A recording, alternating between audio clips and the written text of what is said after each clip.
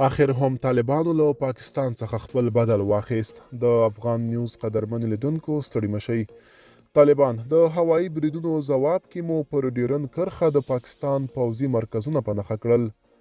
په افغانستان کې د طالبان حکومت دفاع وزارت وایي سرحدي ځواکونو یې په یوه ځوابي اقدام کې د ډیورن فرضي کرښې په اوږدو کې د پاکستان پوځي مرکزونه د درنو وسلو په وسیله په نښه کړي دي.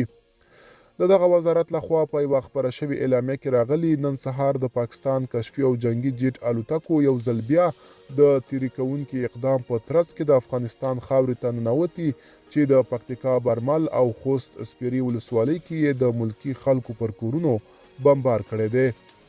اعلامیه زیاتوي چې دغه تیري په ځواب کې د افغانستان اسلامي امارت د پوځ سرحدي ځواکونو د فرضي کرښې په اوږدو کې د پاکستان پوځي مرکزونه د درنو وسلو په وسیله په نښه کړل.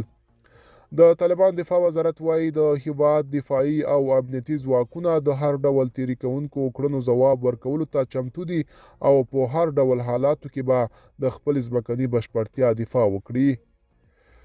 بل پلو په افغانستان کې د طالبانو حکومت ویان ذبیح الله مجاهد ویلي تیره شپه شاوخوا 3 بجې پاکستاني الوتکو د پکتیکا ولایت برمل ولسوالۍ په لمنه سیمه کې او د خوست ولایت سپیري ولسوالۍ په افغان دوبۍ سیمه کې د عامو وګړو پر کورونو بمبار کړی چې پکتیکا کې 3 ښځې او 3 ماشومان وژل شوي او خوست کې یوه کور نړېدلو له کبله 2 ښځې وژل شوي دي.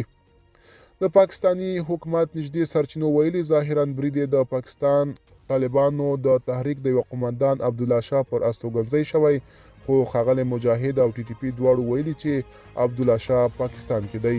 ټي ټي پي د عبدالله شاه یوه ویډیو هم خپره کړې چې وایي دی پاکستان کې دی او هلته فعالیت لري.